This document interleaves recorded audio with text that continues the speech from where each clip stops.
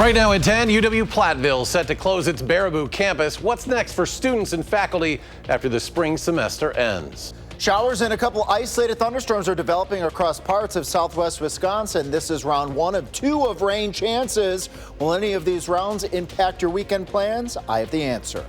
The man suspected of injuring an officer in a police chase is facing dozens of charges. What he's accused of and when he'll be back in court. It's all ahead on News 3 Now at 10. Good evening. Thanks for joining us. I'm Eric Franke. Sarah is off tonight. UW-Platteville will be closing its Baraboo campus after the spring 2026 semester. Officials say the decision came after careful consideration, and they tell our Armand Rahman the writing was on the wall for some time. Sauk County leaders tell me they could see enrollment going down over the years at UW-Platteville Baraboo. Now that it's closing, the question remains, what happens to students, staff, and the whole campus location that's called this community home for almost 60 years. Unfortunately, we've seen it dwindling for years. According to Sauk County officials, that enrollment kept dwindling to 116 full-time students this fall for a campus designed to accommodate 350. But I think, the writing's been on the wall. That the university would have to go this direction. So we've been prepared for it. Sauk County Board Chair Tim McCumber says they've also been anticipating the move by the universities of Wisconsin after it decided to close UW-Platteville Richland, an announcement which came 2 years ago almost to the date. In all honesty, if I could justify having a university here, we'd love to have a university here. We think that it provides great value and benefit to the community. Unfortunately, that's not where education's headed today. It's changed dramatically. According to the county and University of Wisconsin-Platteville, after the spring 2026 semester, UW-Platteville will help students transition to the main campus. Faculty and staff will get help developing individual plans. In a statement, UW-Platteville Chancellor Tammy Ivatovich says, quote, "This decision was not made lightly. Enrollment continues to decline on that campus, and we are committed to being good partners with the city and county by ensuring the campus can be used in ways that best serve the region." Just as recently as 10 years ago, it was a vital part of the community. There were activities, there were events, and we've just seen that taper off. Obviously, the future is here. So what does the future hold for the 63 acres of land the campus has called home? The Campus Commission approved redevelopment.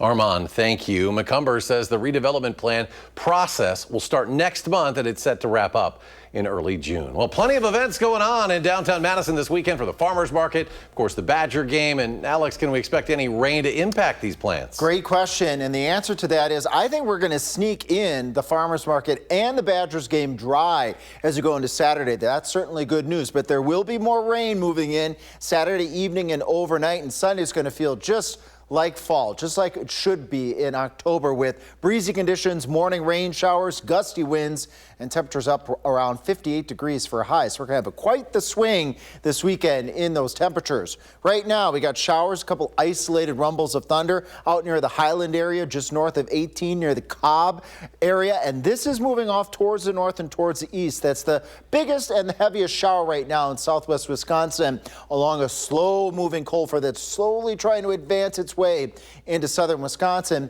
putting future track radar into motion here. I think it's a bit overdone with a little bit more in the way of shower and isolated thunderstorm activity than I think will likely develop here. Nonetheless, I do expect a couple of showers, a couple isolated thunderstorms overnight going on into the early morning hours of Saturday. Coming up in just a little bit, we do have more rain chances in the forecast, and that's for Saturday night. How much rain can you expect in your neighborhood? I'm going to let you know when I come back. All right, Alex, thank you. Charges have been filed against the man who drove a tow truck in a police chase, injuring a Madison officer. Christopher Bruger facing over a dozen felony charges and misdemeanor counts, including first-degree endangering safety and eluding an officer causing great bodily harm. It was Bruger who prosecutors say led police on a chase in a tow truck, driving through medians, hitting multiple vehicles. Now, the chase ended when Bruger crashed head-on into a squad car of a Madison officer, Ryan Kimberly. Kimberly was seriously injured in the crash, while his partner, K9 Freddie, suffered minor injuries. Bruger's cash bond, set at $200,000. A preliminary hearing in the case set for October 28th. One of the busiest streets in Madison will have to be closed for some railroad crossing repair work soon. Work will begin on Packers Avenue on October 27th. Packers Avenue near Dane County Regional Airport will also be closed to all vehicle traffic at the crossing in order for that work to be done. It'll last about 4 days if the weather cooperates. Signs will be put out directing drivers to detour using North Sherman and Aberg. Access to the Dane County Regional Airport will stay open via Darwin Road from the north, International Lane from the south. Michigan Governor Gretchen Whitmer made the trip to Madison tonight at the Edgewater Hotel, helping train Wisconsin Democratic candidates and campaign staff on proven strategies for winning in tough-to-flip counties and cities. Governor Whitmer says what's really needed in today's political climate are candidates who can put solutions on the table and not write anyone off. We need people who can focus on the things that matter to the majority, right? Affordable housing, a career in a really good job where you can provide for your family, helping people get ahead and keep more money in their pockets. Governor Whitmer adds that with elections coming up, it is never too late to make a plan, to vote, and especially make sure to get to the polls early. Ahead at 10, Alex tells us about our rain chances for the weekend, and President Trump meets with Ukraine's President Volodymyr Zelensky, what both leaders are doing to try to end the war with Russia. Stay with us.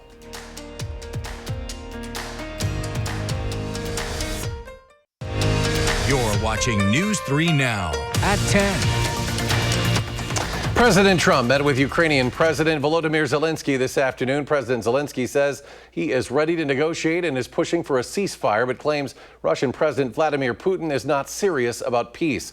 He's also requesting American-made Tomahawk missiles to bolster the fight against Russia. President Trump says he's considering sending those missiles, but Moscow warns it would be a major escalation. It could mean big, escalation. It could mean a lot of bad things can happen. Tomahawks are a big deal. We have to get together. It's a very small group of people. It's the president, and the president. Okay, 3 presidents. And I'm the mediator president. The high-stakes meeting today comes after Thursday's more than 2-hour phone call between President Trump and President Putin. They agreed to meet for another round of face-to-face talks in Hungary. Well, now to the forecast. A lot going on in town. Showers could play a role in your plans. Alex, when will they arrive, and will they impact that Badger game? Yeah, let's get right to it here with Future Track. Showers, maybe a couple isolated thunderstorms towards midnight. As we put this into motion here, at those showers and a couple of thunderstorms, they come in batches. There will be some breaks in between, and we're not expecting any severe weather. 3 o'clock in the morning, though, don't be surprised to hear a rumble or two of thunder from the Dells up towards Marquette and Green Lake counties. We march a little bit forward into the morning hours here. 6 o'clock, farmers market getting going. Showers, maybe that isolated thunderstorm threat off towards the east. We break into partly cloudy skies as we go into the afternoon. Look, 2:30. What's going on at 2:30? Badger game is going on at 2:30, and we've got cloudy skies, winds coming out of the west, and those partly cloudy to cloudy skies will fill back in with clouds. So the morning farmers market, the Badger game, likely going to be on the dry side, which is good news here, but we need the rain too, and that would be good news as well. As we head towards 10, 11 o'clock, going into Saturday night, widespread rain developing across all of southern Wisconsin. We get on the backside of this weather system.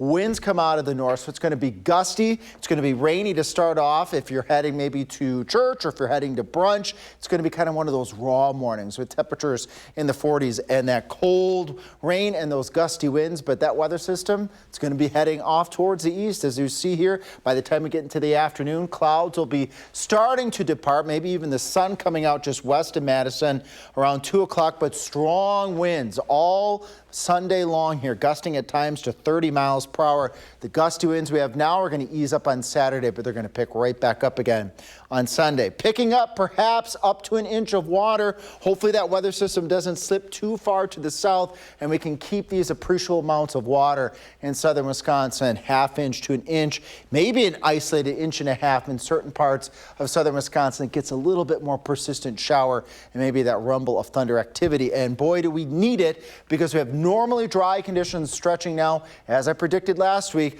for much of southern Wisconsin, and moderate drought conditions building in to the south of Madison as we speak right now.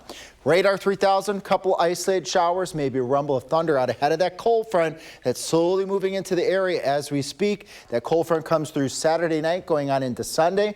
More showers Monday going on into Tuesday, and then fall-like temperatures sticking around for the rest of next week. Speaking about the Badger game, again, maybe a morning shower. Can't rule out a rumble of thunder, but at kickoff, looking at temperatures right around 72 degrees. Then as we head into the evening, more showers more thunderstorms building in overnight. And lastly here, we've got the fall color report nearing peak or at peak for much of southern Wisconsin. So get outside if you can, especially if there's a little bit of time tomorrow and again on Sunday afternoon, because we'll be eventually moving into the past peak for colors very, very soon. So get out this weekend, enjoy the game, and enjoy the colors. We don't want the rain taking all the leaves and pulling them off the tree, and the wind. We don't want that. Alex, thank you. That's going to do it for News 3 Now at 10. It is already hard to believe the final week of the high school football regular season, and the final drive is next.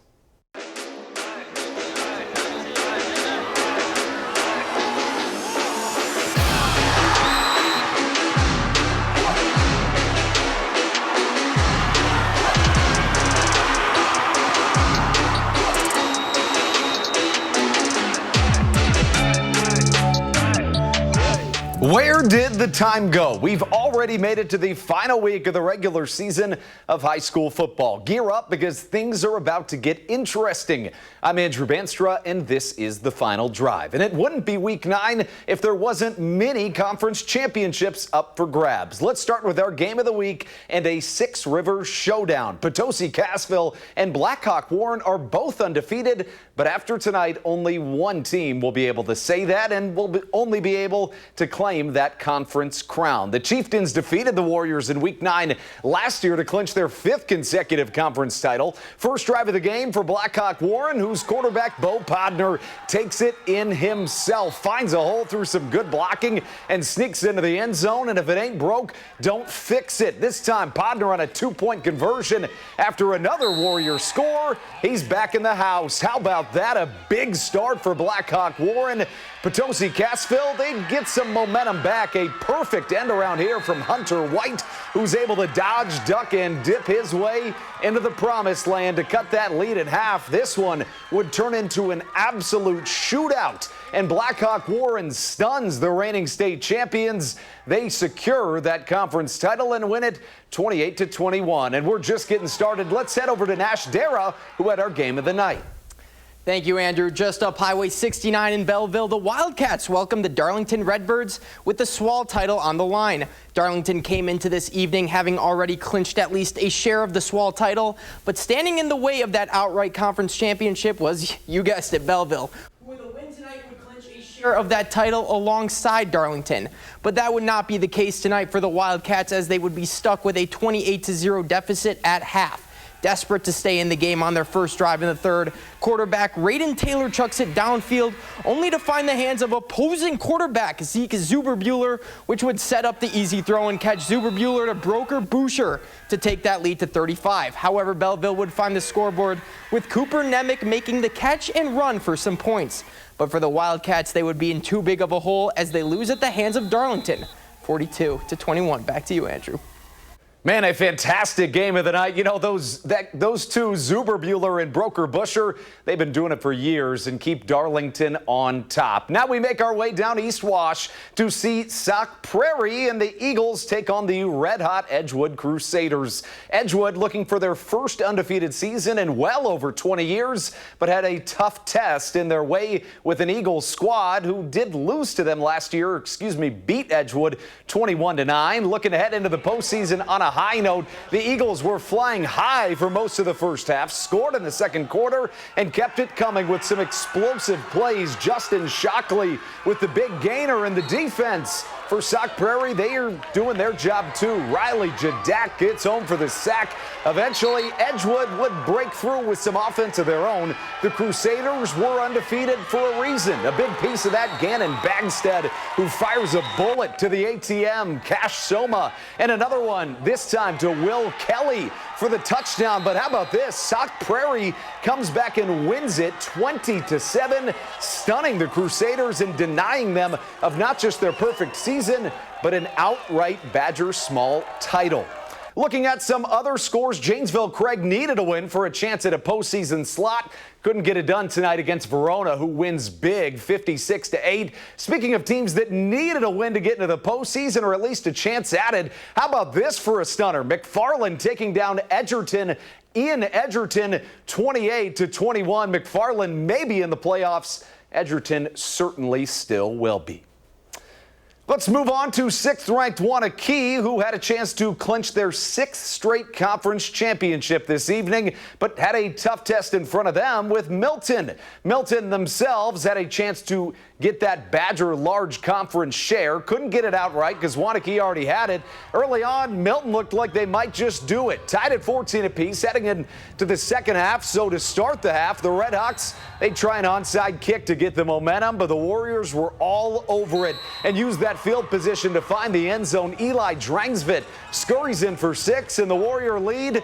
And later in the third quarter, it was more special teams for the Key. Milton punting, and with Wes Ducharme deep, you're better off just kicking it out of bounds. Number 10 with a head of steam, almost made it to the house. Pushed out of bounds inside the 5, and the Warriors kept cooking like a pan of grease on high. They were bound to pop. Cole Causey finds his man Devontae Bacon for the touchdown. Wanakee blanks the Redhawks in the second half, winning it 42-14 and clinching that regular season undefeated record. Well, keeping an eye on all the games, last night Madison West needed to win for a chance at a postseason bid. They weren't able to get it done against Middleton, who wins 38-9. What a season for the Cardinals. Meanwhile, Sun Prairie East, they could all but secure a playoff spot with a victory, and they got that against DeForest 17-7.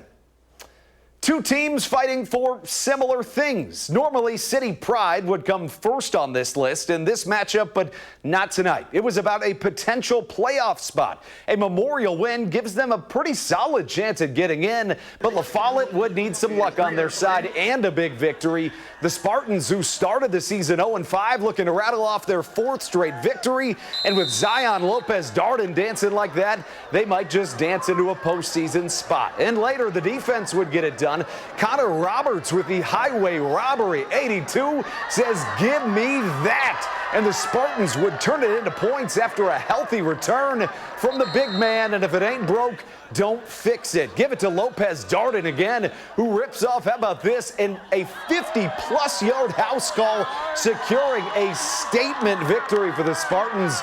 Memorial wins it 49-7, and after that 0-5 start, they've got a chance at a postseason bid. Speaking of teams that needed wins, Portage was one of those. Couldn't get it done against Mount Horeb Barneveld. And by the way, this win huge because MHB wins. That ties themselves in the Badger, in their conference, I should say, for their conference title with Edgewood. Moving on, this one huge too. Beaver Dam needing a win to get into the playoffs. They were unable to do it against the 3rd-ranked team in the state, 27-26 the score against Plymouth.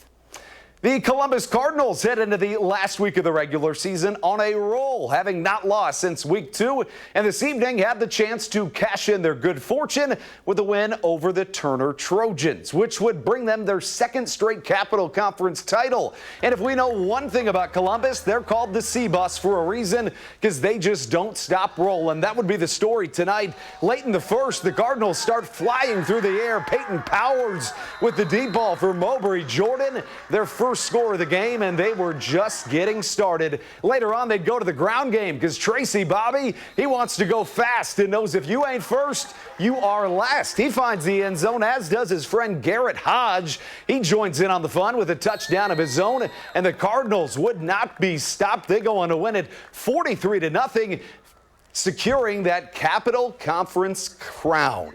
Looking at some other scores, Cambridge needed a win for a chance at a share of the Eastern Suburban Conference. Can't get it done against Markesan, losing 22-16. The Wisconsin Dells, they needed a win for a chance at a postseason run and could not get it done in an absolute shootout. Waupun wins 68-35. And we wrap up the final week in the regular season of the Final Drive at Waterloo High School with more playoff spots on the line. Marshall made the quick hike over to Waterloo, and not only would the Pirates be looking for a huge win at the end of their season, they'd also be looking to end a drought tonight, as they have not beaten Marshall since 2017. But that wouldn't change this evening. The Cardinals, who started the season 1-3, finished by winning 4 of their last 5. How about Isaiah Polly, who rushes in for the score, and the Cardinals are likely playoff bound with a 28-12 win. And how about this in the Southwestern Conference? Both New Glarus and River Valley, all they needed to do was both win, and they would both have a share of that conference title. New Glarus did their job. River Valley, though, gets upset by Dodgeville, making the Glarner Knights your conference champions in that Southwestern Conference. An absolute crazy night of high school football. And of course, we cannot wait for the postseason. And we still got more sports to come. A top 25 matchup on the volleyball court when we come back on News 3 Now.